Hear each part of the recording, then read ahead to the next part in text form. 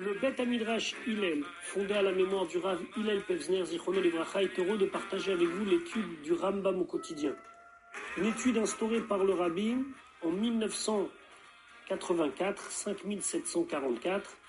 Cette étude a pour but d'unir tout le peuple juif autour de la Torah et l'unir autour d'un livre, le Mishneh Torah, qui passe en revue l'ensemble de toute la Torah entière.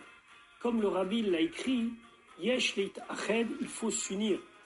Al-Yedé Limoud, par une étude à Kolel qui inclut Kol la Torah Kula, toute la Torah entière, et c'est la particularité de notre étude du Mishneh Torah.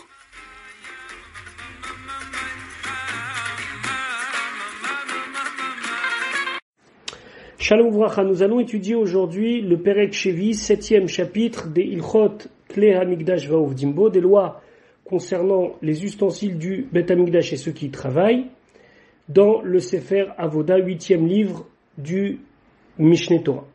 Donc dans le Perek Shevi, dans le 7e chapitre, le Rambam va continuer à nous décrire le déroulement et l'organisation des choses au Bet HaMikdash. On n'est toujours pas rentré dans la Avoda elle-même, mais on voit la mise en place du rôle de chacun, des Lévim, des Kohanim, du Kohen Gadol. Mais il y avait aussi des Memounim. Des Memounim, c'était des responsables. Le Rambam nous dit, Halacha Aleph, Chamisha Asar Memounim Hayu Bamikdash. Dans le Bet HaMikdash, il y avait 15 Memounim, 15 responsables.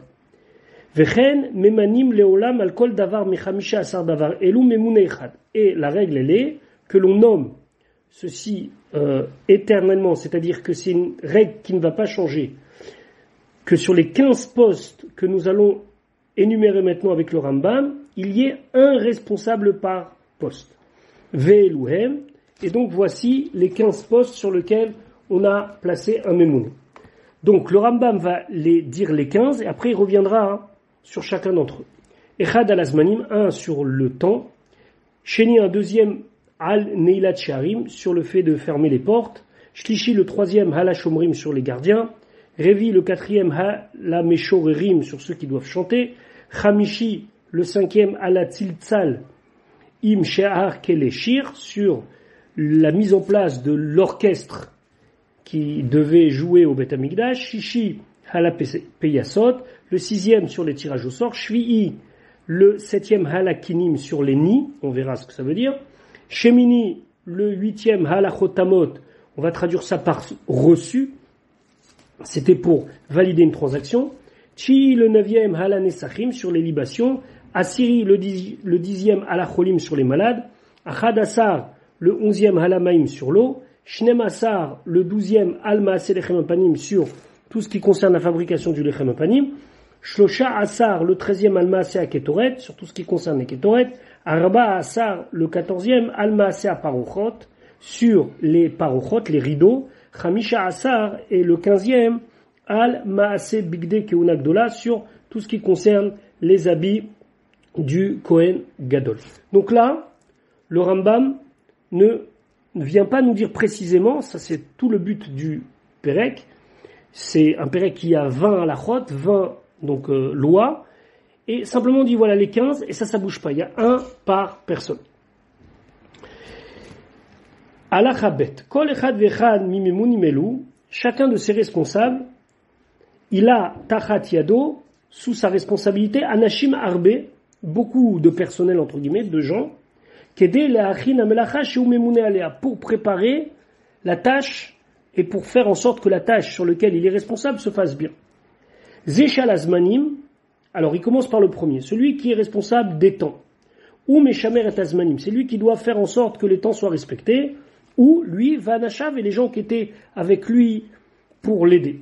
Kevan shegia et a korban, quand arrivait le temps du korban, machiz, ou lui, il annonçait o echad me'anashav birshuto, ou bien une des personnes qui travaillaient pour lui, veomer, et cette personne ou lui-même disait, imdua kohanim la avoda, levez-vous kohanim pour faire le service, ou les vihim et les lévim la duchan pour rejoindre l'estrade pour pouvoir chanter et donc faire les louanges pour Dieu, et Israël et Mahamad, et les Israël pour le Mahamad, comme on a vu précédemment, qu'est-ce que c'était les Anshe Mahamad. Vekevan, chez Ishama Kolo, et dès qu'on entendait sa voix, c'est-à-dire qu'on entendait ce qu'il disait, Yavo kol echad limlarto, chacun venait à sa place, c'est-à-dire chacun venait prendre sa fonction. Alors, Kevan Shegia est à Korban, de quel Korban ici on parle? On parle du Korban Tamid Shel Shachar, du Korban du Tamid du matin.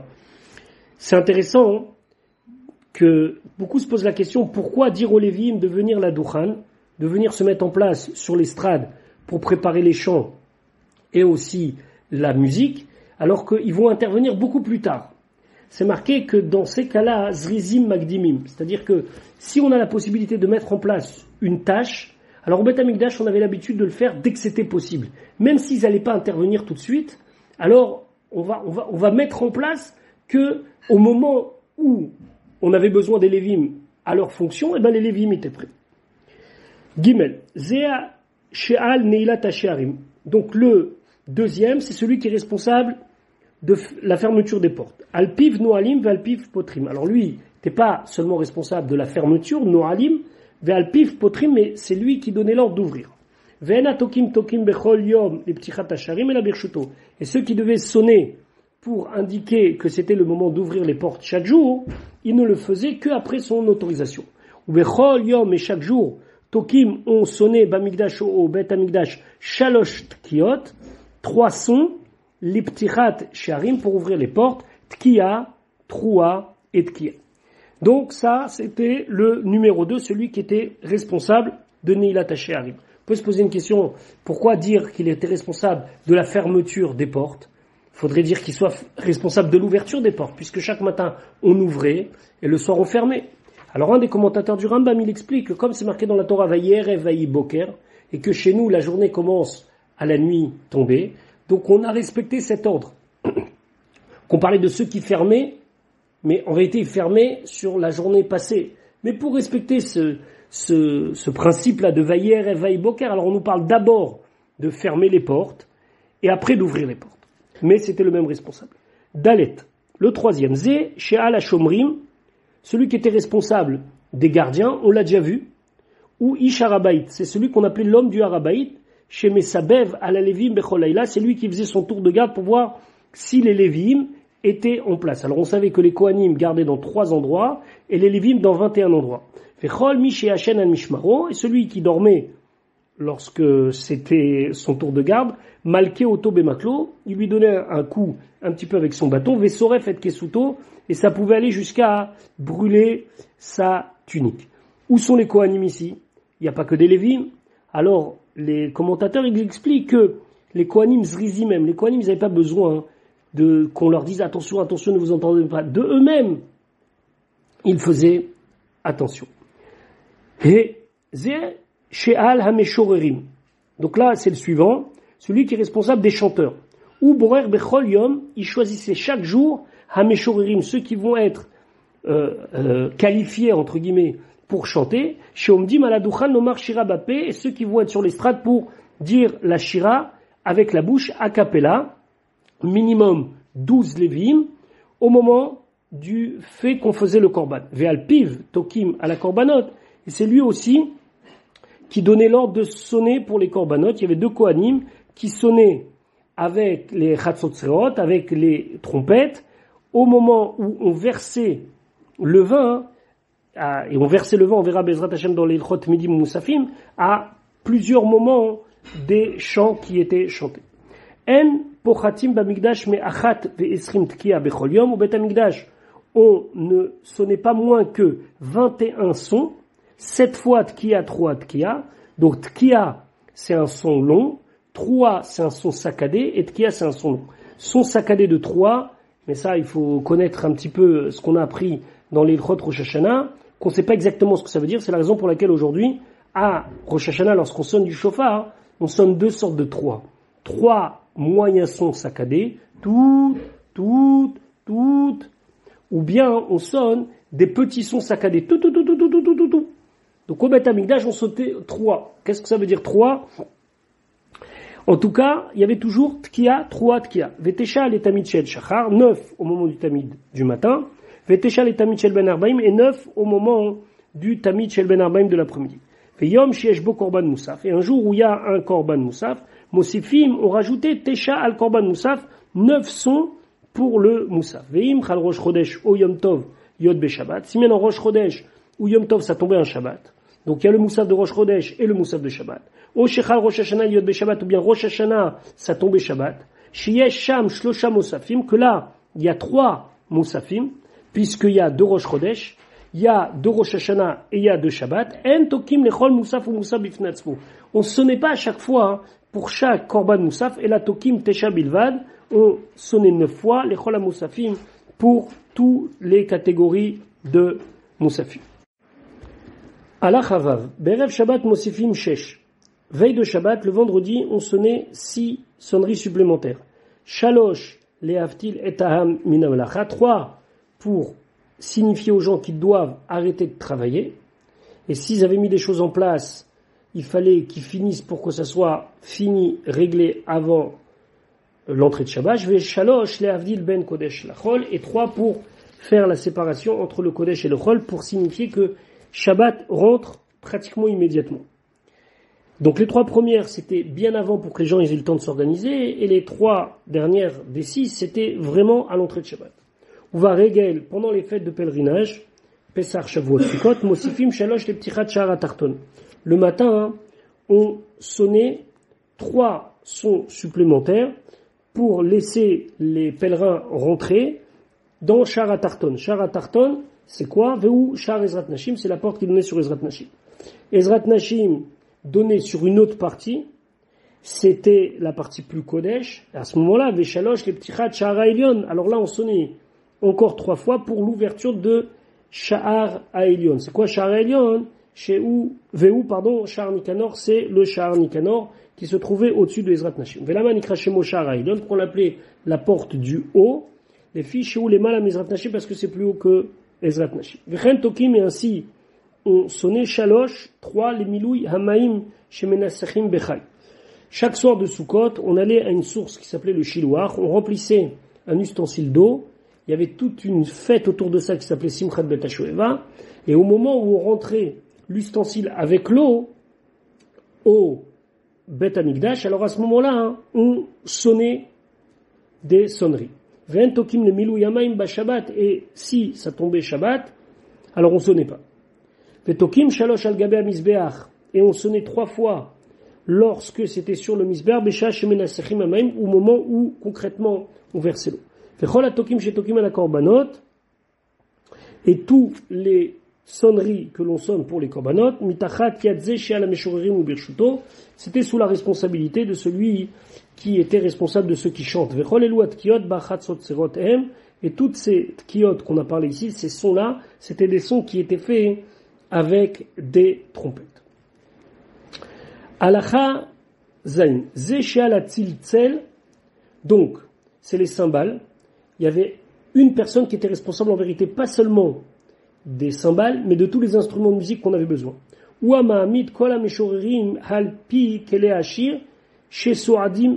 C'était celui qui était un petit peu le chef d'orchestre, qui faisait correspondre les chants avec la musique, Moshe Biarno, comme on a déjà expliqué dans le Perek Gimel. Chet, Ze Shehal HaPeyasot, celui qui était responsable des tirages au sort, ou mes fils ben ha-kohanim becholium, c'est lui qui tirait au sort parmi tous les kohanim, ad-sheye kol ish va-ish, jusqu'à qu'il puisse désigner chacun, au semelarto, qu'il fera ce qu'il a besoin, chez Zacha Bahapaïs, qu'il donc gagnera par le tirage au sort. Donc, il fallait faire des goralotes. Et ces goralotes, ça permettait de savoir qui allait faire quoi à quel moment de la journée. Ve'arba pe'amim hayu mefisim becholium, on tirait 4 fois au sort chaque jour, ou bilchot midim hevaer ketzad hayu mafisim, et dans les lois des tmidim, j'expliquerai, nous dit le Rambam, comment on procédait à ce tirage au sort. Alachatet, hamemune shehal hakinim, le responsable des nids. Alors des nids, ça désigne des personnes qui étaient responsables d'avoir de la volaille, parce que des fois il y avait des corbanotes qui étaient faits avec de la volaille, shne torim ou shne beneyona. Ou chez Poskim imo shimkor hakinim la korbanot kar vekar besela. Lui, on se mettait d'accord avec lui et on fixait chez Poskim imo, on fixait avec lui shimkor hakinim qui vendra les paires d'oiseaux pour les korbanot kar vekar besela, pour telle et telle somme, V'chol mi shehu chayav torim ou bnei Yona, et tout celui qui devait amener des torim ou des bnei Yona, yavid mehem la migdash, il amenait l'argent au Bet Hamikdash. Vezeh amemune noten hakinim les baal et à korban, et le responsable donnait donc les couples d'oiseaux à celui qui devait faire le korban. Veyaseh cheshbon him agizbarim, et après lui il fera un compte avec les responsables des comptes du Bet Hamikdash, venot nimlo, et on lui donnait. Donc c'est un intermédiaire. Lui il fournissait les oiseaux, donc celui qu'on avait besoin ils achetaient chez lui, et lui régulièrement il faisait les comptes, il disait voilà j'en ai vendu tant et tant et tant. Mishloshim yom, les shloshim yom, tous les mois, poskim imo achar, on revoyait le coût. Ve'im uzlu hakinim mesapek bachar azol. Si le prix a baissé, lui, il devait s'aligner sur le prix bas. Ve'im ukru mesapek, kmo shepasku imo. Et si, par contre, ça augmentait, on restait sur le prix initial. Sheyad hakodesh al-Elyona. Pourquoi? Parce que le kodesh, il est plus fort. Yad HaKodesh, ça veut dire la force du Kodesh à la Elyona. Pour que on n'en vienne pas à faire des exagérations dans tout ce qui était marchand du temple, donc c'était simple. Si ça baissait, ça baissait au profit des acheteurs. Si ça augmentait, on n'augmentait pas au profit du vendeur, mais on restait sur le coût qu'on avait décidé précédemment. Il y avait une autre condition. À chaque fois qu'il donnait donc un couple d'oiseaux et que ça s'est avéré qu'il n'était pas saoul, ou au moment où il l'a vendu, ou avant même qu'il puisse faire le korban, alors lui, il avait un devoir de rembourser et de donner un autre couple à la place. Yud, ze shalachotamot ou shemekabel menesachim mechuyve nesachim, celui qui était responsable sur les reçus, c'était lui qui recevait l'argent des libations de ceux qui devaient amener une libation, venoten laem chotamot, et lui il donnait un espèce de reçu. Et celui qui était responsable des nesachim, des libations, c'était lui qui vendait les nesachim. Donc, ce petit reçu, c'était comme une preuve, comme quoi ils ont payé pour recevoir ce qu'il faut de vin, ce qu'il faut de farine, etc., etc. Donc le Rambam nous dit, Ketzat, comment ça se passait? Arba chotamot ayu bamikdash. Il y avait 4 reçus. Aïchat sur l'un katouv egel, c'était marqué veau. Ve'acheni katouv alav, et sur l'autre c'était marqué zachar. Ve'ashlishi katouv alav gedi, brebis. Ve'arevi katouv alav choté, c'est marqué choté. Alors, egel, ça voulait dire qu'on devait lui fournir les quantités de libation pour un bakar, pour une grosse bête. Zachar, ça signifiait que c'était pour un haïl. Haïl, c'était donc une bête qui était plus âgée, et donc on sait que les nesachim étaient plus importants. Gedi, c'est un chevreau, c'était moins. Choté, ça voulait dire que c'était quelqu'un qui avait fauté. On parle ici de quelqu'un qui était Metzora, quelqu'un qui était lépreux, et lui, il devait amener un certain nombre de korbanot, et donc un certain nombre de nesachim, de libation. Alors le principe il est simple. Quand c'était un hegel, il fallait amener un demi-hin de vin, hin c'est une correspondance, on a déjà vu, 3 dixièmes de farine, et un demi-hin d'huile. Si c'était zachar, c'est 1/3 de vin, 2 de solette et 1/3 d'huile. Si c'était Gedi, c'était 1/4, 1 solette et 1/4 de shemen. Par contre, le choté, il devait amener 3 nesachim, comme un Gedi et un log shemen. Donc, le reçu, c'était pas juste pour dire quel korban il devait amener. C'était correspondant à la quantité qu'on devait lui fournir contre l'argent qu'il a payé.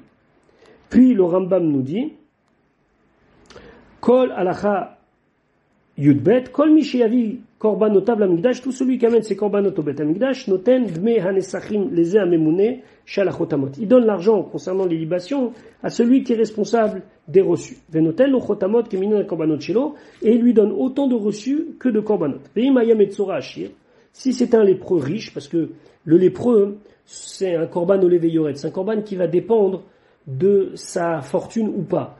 on était lépreux. Donc si on était riche, c'était certains corbanotes. Si on était pauvre, c'était des corbanotes beaucoup moins coûteux.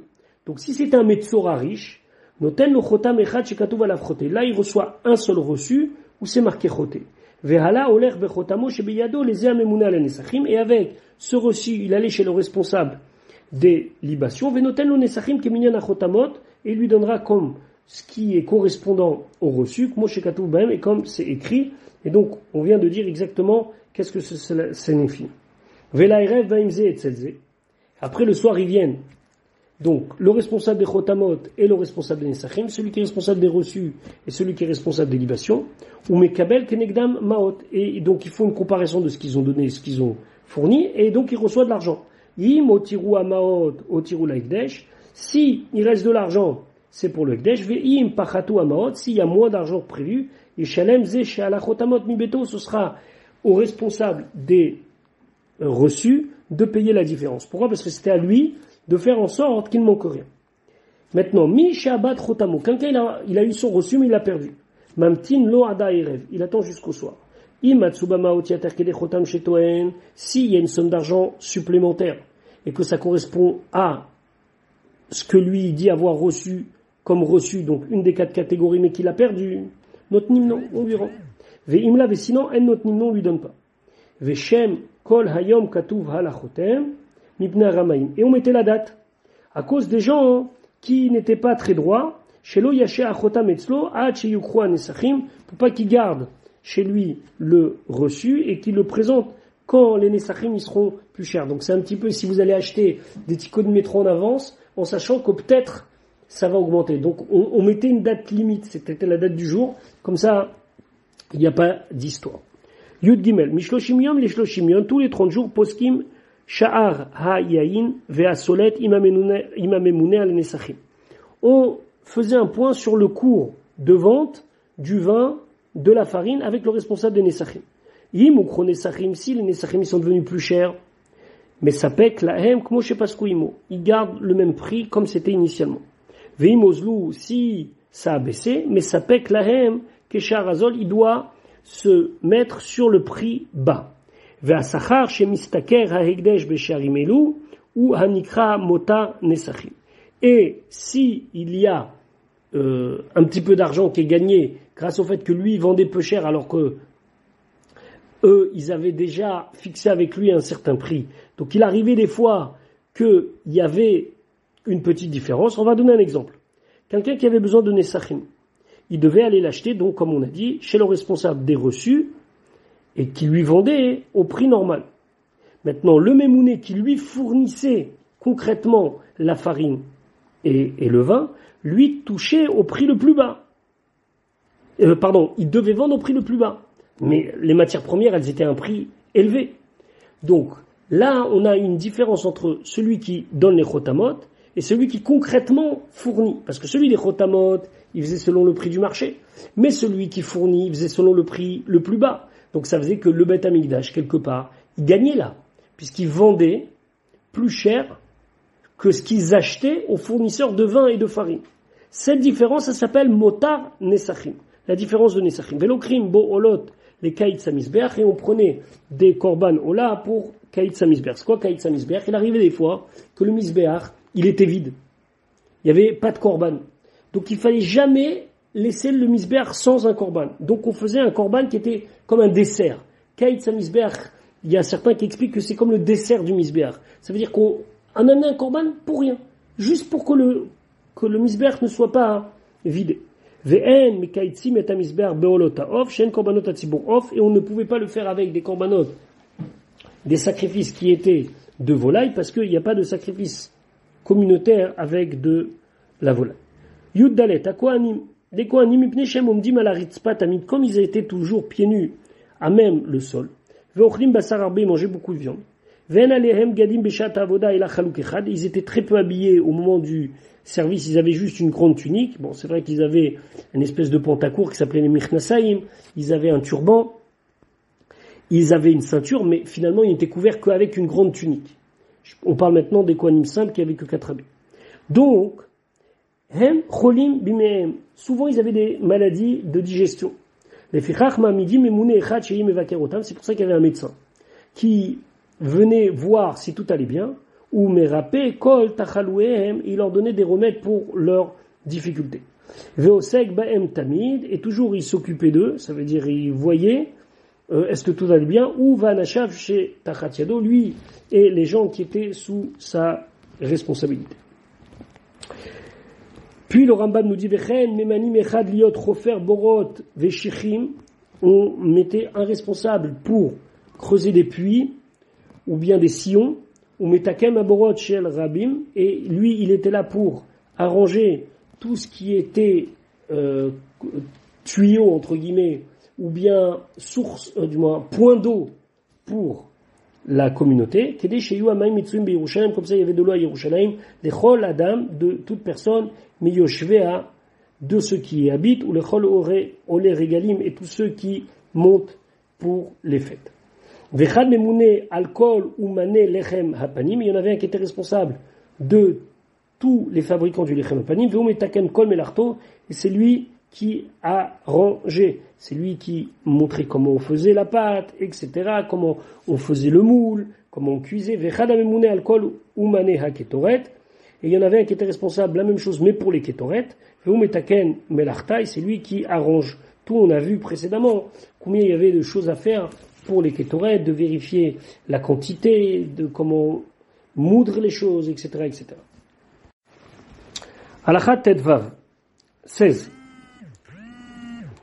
Zéché la parochet, celui qui était responsable des rideaux, memouné alcool orge à parochot varokmim baem. Il était responsable de ceux qui tissaient et qui brodaient les parochot, les rideaux. Sheyu mukhanot la echal vela sha'arim, pour que ça soit prêt pour l'entrée du Bet Hamikdash, le echal lui-même, la partie kodesh, et on va voir la séparation entre le kodesh et le kodesh hakodashim, et toutes les portes. Ushte parochot ayu osim bechol shana, et chaque année il faisait 2 rideaux, les Avdil ben HaKodesh, les Kodesh HaKodashim, pour faire la séparation entre le Kodesh et le Kodesh HaKodashim. Pourquoi cela a été changé? Parce que avec la fumée des Ketoret, il noircissait. Vechuta parochet kefulim shisha shisha. Les fils qui composaient ces rideaux étaient faits eux-mêmes de 6 fils. Varba minim hayuba, il y avait 4 sortes de fils, shesh du lin blanc, ou trelet vergaman vetola hatshani. Après, il y avait des fils de laine bleu, rouge et un petit peu plus rouge. On appelle ça de la laine cramoisie. Et chacun de ces fils était lui-même multiplié par 6. Donc ça faisait ensemble un fil qui contenait 24 fils. Et l'épaisseur du rideau c'était un tefar, donc entre 8 et 10 cm. Et elle était tissée avec 72 fils de long, orka arba imama verorba isrimama. Sa longueur c'était 40 coudées et sa largeur 20 coudées. Yudzain ve Yud Gimel parochot ayu bamikdash sheni. Au deuxième Beth Hamikdash, il y avait 13 parochot, 13 rideaux. Sheva, 7 al shiva sharia hazara, sur les 7 portes qui donnaient sur la hazara. Ve'achat, et une parochet al petach haulam, à la porte du Oulam, ve'achat al petach haichal, une à la porte du Echal, ushtaim ladvir, beno ben hakodesh, et 2 pour séparer le Kodesh et le Kodesh HaKodashim. Pourquoi 2? Parce qu'à l'époque du premier temple, il y avait un mur, mais on ne savait pas exactement est-ce que l'espace de ce mur, il était dans le Kodesh ou dans le Kodesh HaKodashim. Donc au temps du deuxième temple, on avait fait 2 murs avec un espace vide, un no man's land entre les deux. Ce no man's land était utilisé par le Kohen Gadol le jour de Kippour pour entrer dans le Kodesh HaKodashim. Ushtaim kenegdam balia, et 2 dans l'étage supérieur, puisque à l'étage supérieur du Kodesh et du Kodesh HaKodashim, il y avait aussi une séparation par des parochot. Yutret, parochet shinitmea bevla datuma. S'il y a un des rideaux qui est devenu impur par un contact d'un vladatuma, alors j'explique. Avatuma, c'est par exemple un cadavre d'animal.